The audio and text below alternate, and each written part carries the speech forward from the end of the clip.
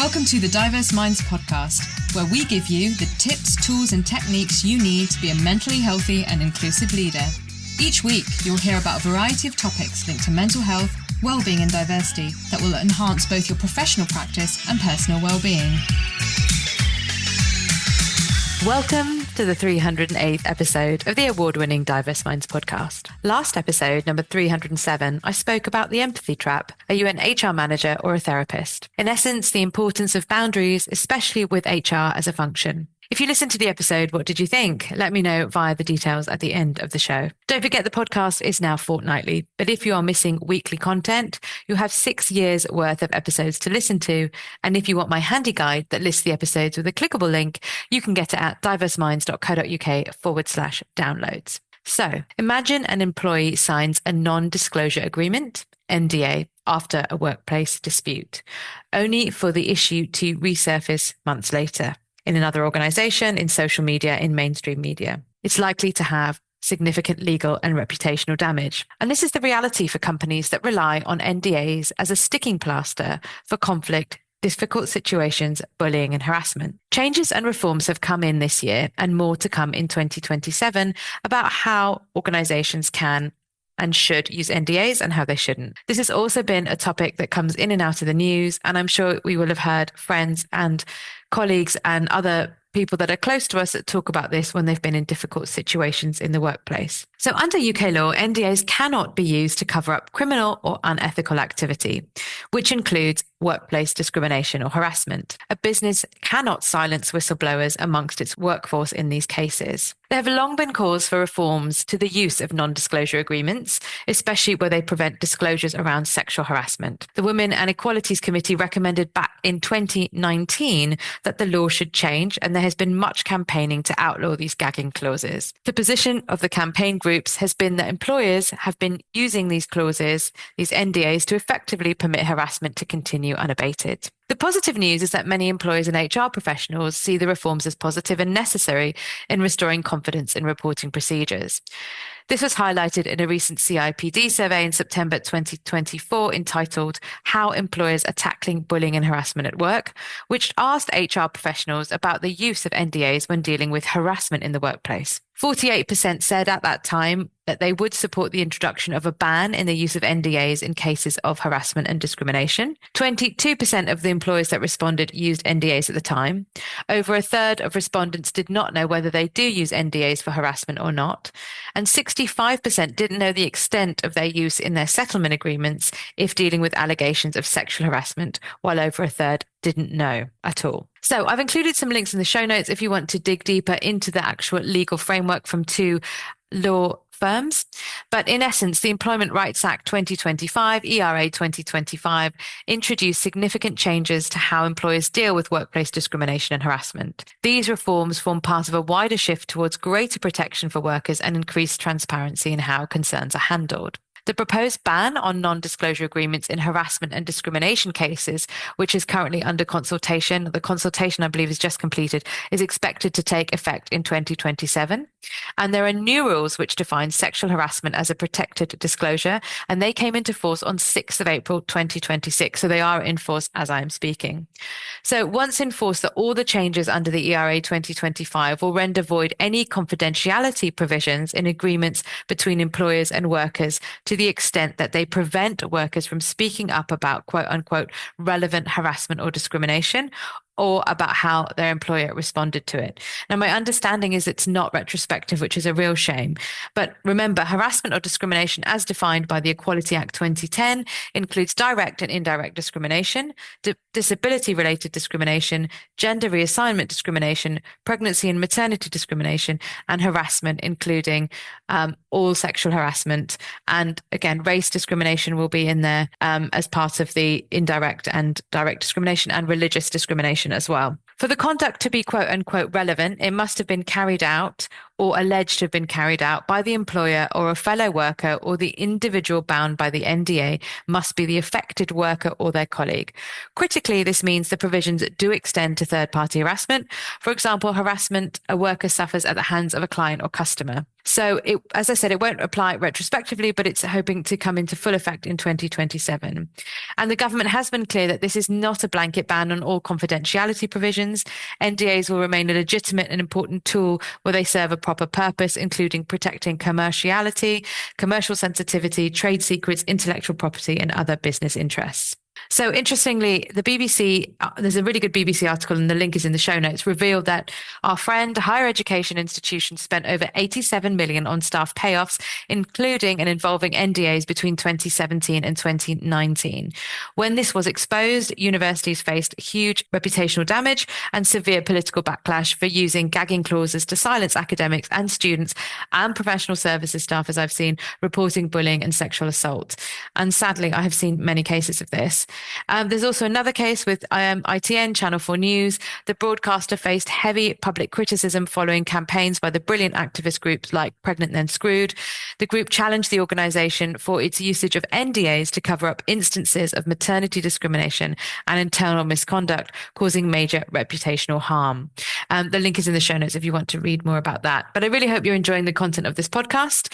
And if you're enjoying it, why not keep up to date with my bi-monthly newsletter? When you join my mailing list, you can now choose the download you would like. Just go to diverseminds.co.uk/downloads, whether that's my white paper on mental health and inclusion, whether it's my ebook, The Mentally Healthy Leading Manager, whether it's the podcast download guide. So you can just choose the resource that works best for you. All right. So what's the alternative then? If we don't, this new law is coming in, what's going to happen? I think UK workplace alternatives to bullying and harassment and non-disclosure agreements should focus on a preventative culture, transparent dispute resolution, but actually understanding what dispute is, restorative justice models, and of course, proactive training, mediation, and formal grievance processes that are well written to address misconduct rather than sweeping things under the carpet. So the first thing I'm going to talk about is internal mediation. And I am actually a trained workplace mediator, and I was trained as an internal mediator when I worked at Imperial College London. And that isn't always easy to do, actually. And I don't love mediation. So I have to say I've used the skills, and I was also trained in the model of co-mediation. So people have to do mediation together, which I think is a really good idea. But I think that there's so many great organizations and it's worth looking into. And I think often people use the term mediation incorrectly. So recently there was a conflict between two people in a particular organization, and one of them said to me, "Oh, I'd really like to go to mediation." And I said, "Okay, great. I think you need to look up local organizations that could help you. There are a lot of community mediation organizations. It doesn't have to be expensive." And in the end, it turned out the line manager did it. Now, the line manager wasn't a trained mediator. And I think, again, people use the word mediation when they mean facilitated conversation, where the manager is trying their best when they're not trained as a mediator. Also, the other thing in mediation is you shouldn't know the parties. You need to be completely go into it cold and not know them. And there are different types of mediation as well. But you can partner with organizations like ACAS if you don't want to train internally. But it's very, very important that there is something. And I think the other thing about mediation is people will use it as a last ditch attempt. So they'll say, "Oh, right, well, before we go to a formal grievance, we'll go to mediation." Ugh. The problem with this is people are too entrenched in their positions at that time. And the mediation model is you have to move people from position, I think this, to interest. This is, what I'm interested in. This is the reason underlying it, to needs, actually. And the needs bit is very vulnerable. So the needs bit could be, I really want to be seen and recognized in the workplace. We don't really get to speak like that in the workplace. So doing that as a last ditch attempt, when people are clinging to their position, we should have this data in the report. No, that data is confidential. It should not be in the report, as an example. It's very difficult to move people from there. But mediation isn't about blame, but it is about getting to the core of people's needs in the workplace and what's possible and how people can meet in the middle. Unfortunately, I think because mediation often comes so late in a workplace process, it's often not very successful. But if we can, as a country, but also in workplaces, inculcate this culture of when there's a first raison, a first issue, a first grating against each other, there is at least a proper conversation that is facilitated by a trained mediator, even if it isn't the whole mediation process. I think that would be so, so helpful and positive. So that, I think, really helps to get people feeling comfortable. A lot of work has to be done. I think there's a lot of investment of time, but really, really important. The second thing is around, okay, so we know that every organization, especially if they're big organizations, will need to have grievance procedures. But I think that, again, these grievance procedures, they're not very consistently applied, as I've seen. And I think it's vital to train external investigators, people to come in, because what happens is, when you have investigators from inside the organization, and you could be a shared model. Normally you have one or two or three investigators, or you have HR supporting one investigator. It's very difficult when they're internal because you get huge conflict of interest.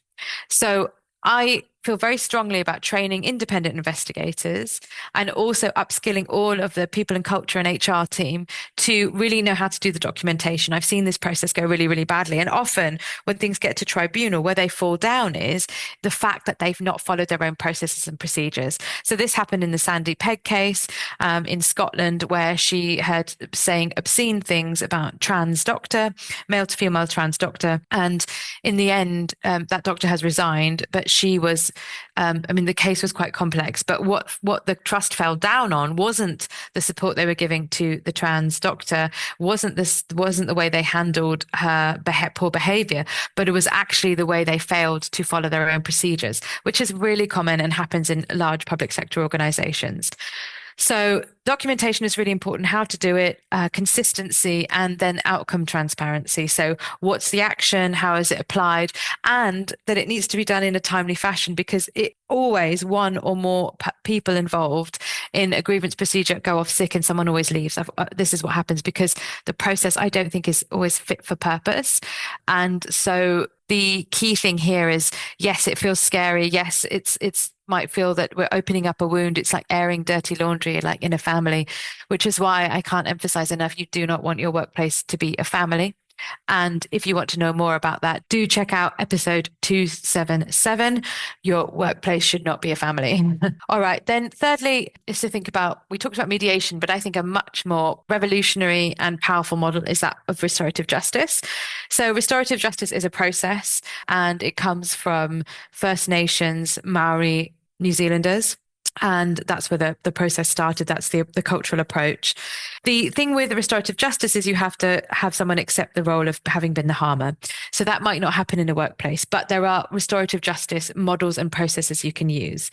So again, get people trained in this, and it's about turning conflict into much more of a catalyst or of a methodology to think about growth and to actually really build empathy. And it's very, very powerful. But the reason I've listed it third, even though I prefer it to mediation, is it really takes a lot of emotional intelligence from an organization to get to this point.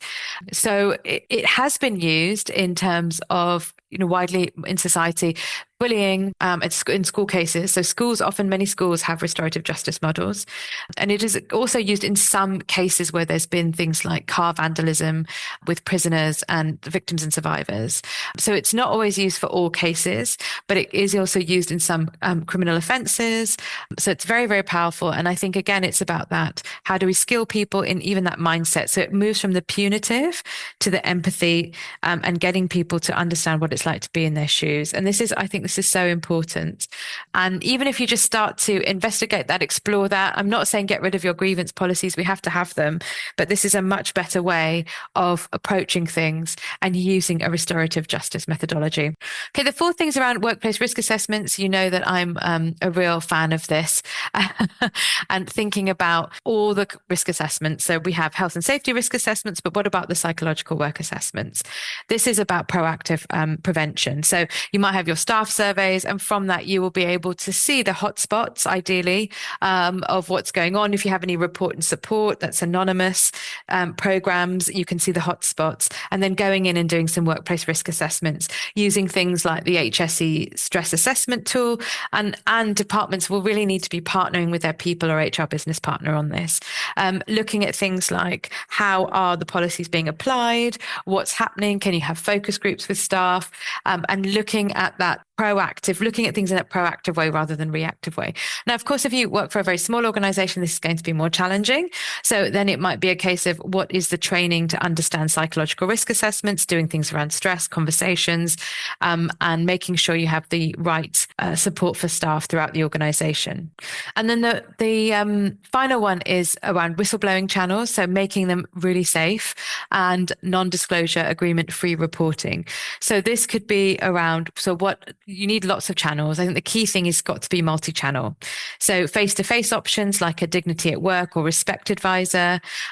Like I mentioned, report and support earlier. So those will be third-party online platforms, dedicated email or phone lines. And you have to bear in mind that things are going to go up, as in the likelihood is the reports will go up of poor behavior before they start dropping down. There needs to be a point of going up so you can work out your interventions before things go down again. There needs to be guarantees of no retaliation and that being stuck to. If you use terminology like zero tolerance, what does that actually mean? Unfortunately, very rarely does zero tolerance mean zero tolerance. So that's very, very important. Whichever channel you decide, ideally you want all of them, but you need to be really clear about the receipt of reports and what's going to happen. So before you launch things, you need to think about the process behind that. That's very, very, very important. And that actually whistleblowing isn't a last line of defense. It is an integral part of cultures and it should be there. And we have legal protection in this country. Again, if you're struggling with this, partner with your unions, your trades unions, ACAS, organizations that can help you do that. And there are toolkits on workplace and restorative justice, mediation. There is a lot that you can do before you get to NDAs. Now, of course, NDAs are there for commercial sensitivity, trade secrets. It can link with patents, can't it? When people have particular products that are patented, and then non-disclosure agreements, safety and security.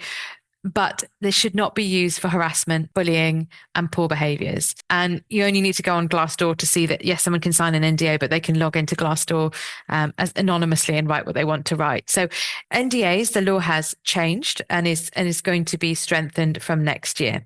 It is vital for organizations to think about how they're managing conflict now, and what they need to do to stop it getting to the level where it's going to that NDA point. Can't always mitigate all of that, and I appreciate that. But what are the ways in which it's possible to think more strategically about NDAs, being more open that bullying and harassment is going to take place, having multi-channel reporting avenues. Also knowing that whistleblowing, it doesn't mean having a policy that something's wrong or bad. It should be front and center so people know how to do this. Think about restorative justice and mediation models, because these are absolutely important. And grievance procedures, making sure that they are applied consistently and there is external input for that real distance and for there not to be a conflict of interest. So I really hope you've enjoyed this episode. If you did, I'd love to hear from you. And don't forget, I run workshops and training and keynotes for organizations about creating positive, happy and equal workplaces, including things around anti-bullying and harassment.